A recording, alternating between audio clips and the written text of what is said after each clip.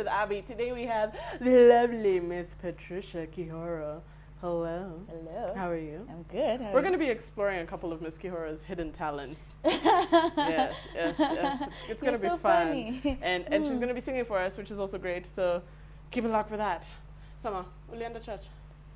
In my heart, yes. What does that mean in my heart? No, because you know, in the sitting room. My body is my temple, and the Lord resides, and I just feel like when you commune. Oh, this is my nod for I don't believe anything you're saying, just so you know. Are you aware? What questions are just you checking. asking me? So, album. Yes. I have a few. Of other people. Me, I want you. You can check them out. There's so many. Cover photos, profile pictures. Since 2007. Trips. Yeah. Thanks. Instagram. So albums of singing, you ridiculous woman. Well, albums of singing are being worked on. I know it's been a while since people... Yep. I noticed that. It's been a very long recurring sentence. It's coming, it's coming, it's coming. But I think it's 'cause I had no idea what I wanted to sing. What do you mean you had no idea what you wanted to sing? Like, I think I just didn't know myself very well. I didn't know what stories I wanted to tell. And I'm very critical of a lot of the things that I do. So I've recorded a lot of stuff, but none of it is stuff that I was like, okay, that's going in the album and that's going in the album. Really? So it's just been like here and there and okay, so there's a song here. Because I remember when you were doing TPF and you were talking about how you did what made you write Nakupenda What Nut Nut was your love for this boy. Are you still with the boy? No. Are you single now? Are you single now? The fans need to know, like, before they started you hitting on you, so you writing stalker letters. Yeah, I'm single. I'm single. Okay. Hanging out. Hanging out. Hanging out. You know what? It's fine. So when you're writing Nakupenda What Nut Nut, like, you seemed like it really had, like, meaning and, like, there was a reason behind the song. So do you not feel like that about all your songs, or is that just how you felt then?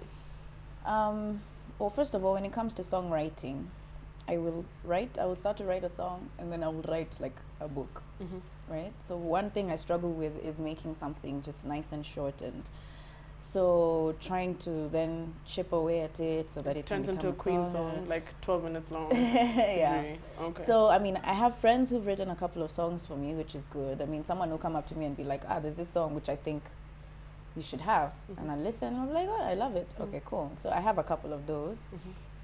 And then songs that I've written on my own are the ones that I feel more about. You know, like, oh my goodness, it feels like sharing something so intimate. Because it's almost like if you write a love song, it's like it's a letter or a note to somebody, and then now you're sharing it with everyone. I don't know. I guess I'm so I need to just let loose, and that's what I've been working on, just chilling and just being easy about things, and also not being too much of a perfectionist. Like, because you struggle with that. Yeah, like I feel like I have to just allow myself the journey, so that if I put something out now, 10 years from now, maybe 10 albums later, I'll look back on the first one and be like, what was I thinking? But I'm just trying to reconcile myself with just knowing that there's nothing wrong with that. Was that difficult for you, the perfectionist thing, like with TPF also? Like, first of all, did you even enjoy your experience? Like, do you look back and you're like, yeah, woohoo, rocked that? No. Really? Like, TPF, the experience in itself was good during the experience. But then looking back, I was always like, oh my goodness, I should have done this different. I should have sang this different. Like, you know how we used to watch our performances, our Sunday performances, we'd watch them on Tuesday.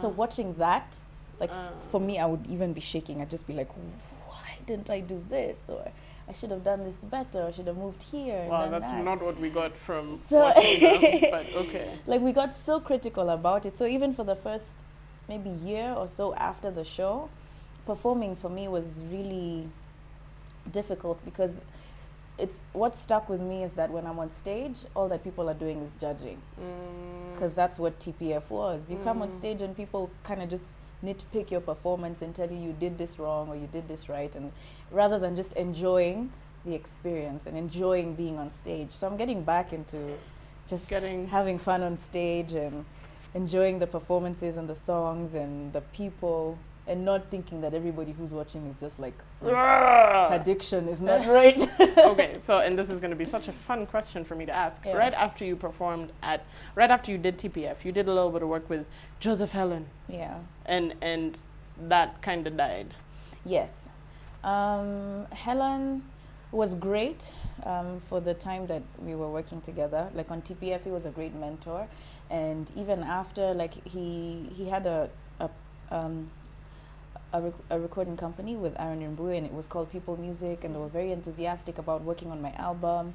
But with Helen, one of the things that I felt was like he was influencing a lot of what I was doing. So even the songs that I was writing, he would be there. He's like, okay, no, let it sound like this, or, you know, right, like this. And as much as I appreciated that, I was just like, so at some point even, because we used to go to Helen's house to work on the music And with that's where Aaron. the concerts were, right? I watched you once at Jazz, Jazz Under Starry the... Jazz. That one, Right. yeah.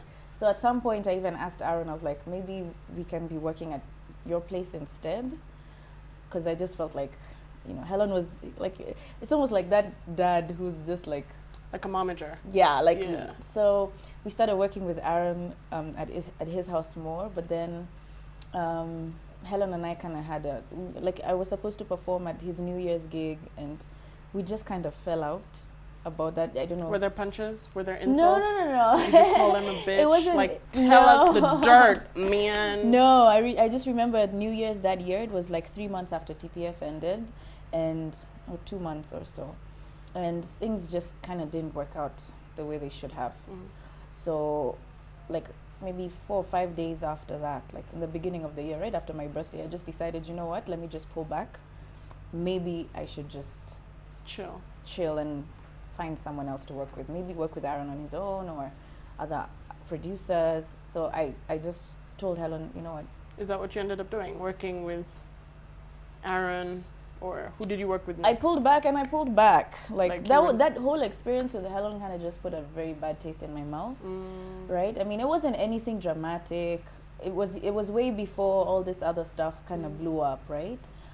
So I kind of pulled back, and I was like, okay, fine. I need to think about what I want, right? Rather than what I've been told I should do, or what I've been told I should sound like, or what I've been told will sell. I was just like, okay, this is just too much. Let me take a chill pill. I also enjoy acting, so I went back into acting. And is that when you got into like photography and your blog? Yes. Okay. Yeah, that's when all of that started, and then What's your blog? So you tell the people. My blog, although I have two. There's the Tumblr blog, and then there's the Blogspot one. So the Tumblr is more like a collection, a curation of things that I like, pictures that I take, things that I find online, and the Blogspot is a lot more of my thoughts and things. So if you want to stalk Patricia, no, I'm kidding. So they're both Patricia Kihoro. So one is patriciakihoro.blogspot.com. Not Chili Mango anymore. Yeah, she's not the one who makes the clothes, people. Yeah, it used to be Chili Mango, but there was another girl, Jerry, who also used the same name for her business. So which is hilarious. Like, I mean, how do two people think name. of Chili Mango? But it's no, crazy. I mean, it's... No, but like, I mean... Everybody ate chili mangoes when they were kids, but right? that doesn't mean you're gonna name your blog. I mean, I still do. I still go buy mangoes, and I Yes. make that chili myself. I mix it with the salt and whatever, and I do it, but... So you cook too? She's single and she cooks, people. Uh-huh. Yes. Yo, man, I should let you handle my CV and things. Speaking of your CV, I'm ready for your special talents. So my Patricia gosh. Kihoro is amazing at impersonations. And she's going to do a couple of impersonations for us of Whitney Houston, of Christina Aguilera, and Jennifer Hudson. I'm so ready. First of all, this is not something that I do. I'm so ready. It's just because you caught me. I'm just going to ignore all those disclaimers. Just, you need to look at the camera. Which one? That one. They're probably not even that good. It's just, you're having a good day. No, I am though. Okay, Right. Whitney Houston, I'm so ready. If I should stay.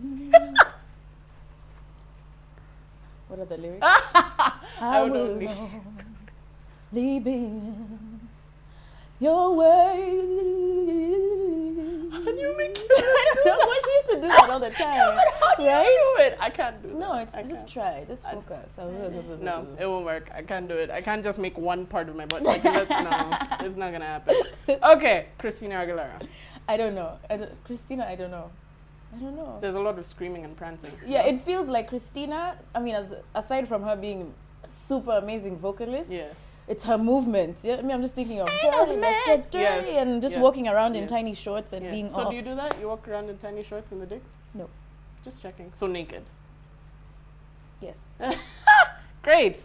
Patricia Kihoro walks around naked in the digs. I can see the story now. Well, Just on no, no, Zuka.com no, no, next no, week.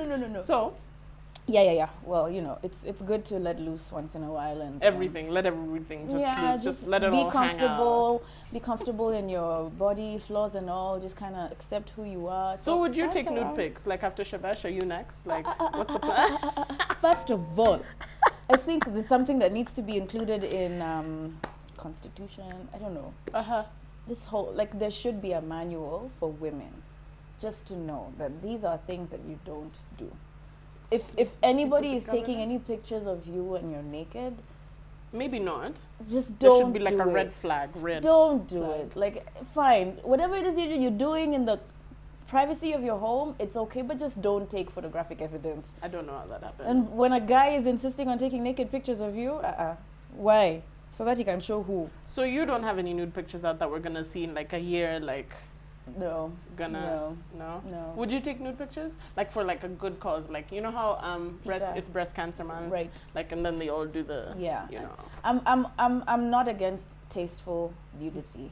You know, it doesn't have to be trashy or like showing you in as, you know, like everybody has been going on and on about the Vaseline I love that billboards, picture. and I think Go Sheila! it's all about the suggestion. But I mean, there's no boobs, there's no. I don't know. I guess it's a fine line. Especially with the conservative. Exactly. So Yeah. maybe for no, but as long as it's tastefully done, I don't think there should be a problem with it. And also, it's not for the whole world to see. Like if I was to take tasteful pictures, just hanging out, then I'd just put them in my house. You know, it's not for one of my albums on Facebook. All right, as we wrap it up, I want you to sing a song. I'm going to pick the song. Okay. Amarula! Written by Bien, right? Yes. Yes. This is one of the songs from way back. Love this jam. Amarula. Yeah, I haven't sang it in a while though. Okay, you can look at the camera over there. That one. Is Okay. me, I'm ready when you are, by the way. No, so I'm you know. reading actually. Are you seductively yeah. looking at the... No, I'm seeing the stuff in there, so I'm like, okay. Sawa. Hanywi chai yeye, anasema hakimtulizi bongo. Hanywi maji pia, kiu chake hakiwezi tulia. Vinyo kipenzi cha moyo, anasema chamtuliza bongo. Piga simu nyumbani anakuja, ni mulevi amelewa chakari. Amarula, siwezi ishi na wewe. Amarula, siwezi ishi na wewe. Love this song. Why isn't this song out? It's coming. It's such a great jam. Well, you know, I didn't mention that. You know Diana Duba. Yes. So her and I are like a thing now. Like together? Like together. a lesbian loving relationship? No, Oh, okay, come just checking. on. You can't say you're together. Like, you have to clarify. Well, there's still Patricia Kihoro, the artist, who's the solo artist, and Diana Duba, the solo artist. But together, we're also a duet called So and So. So we're also working on stuff together because, you know, we kind of like to have fun together. And Alrighty. Yeah, But so- not lesbian fun. So you have No, to no, no, clarify no, that. no. Got it. Plus, she just got married, so... yeah, you know. Alright, cool. So when can we see you next? Like, when is the next Motown in Nairobi? When is... Pretty soon, actually. There's a show I'm working on. It's a play, right? That's also kind of like a musical. So, we're gonna. It's gonna be in the next couple of weeks. A show about dating and single girls. Dating and single girls. Yeah. That was The Base with Patricia Kihoro. Thank you for watching and see you next time. And don't take Amarula. I don't know where I was going with that. Amarula is good. Come on.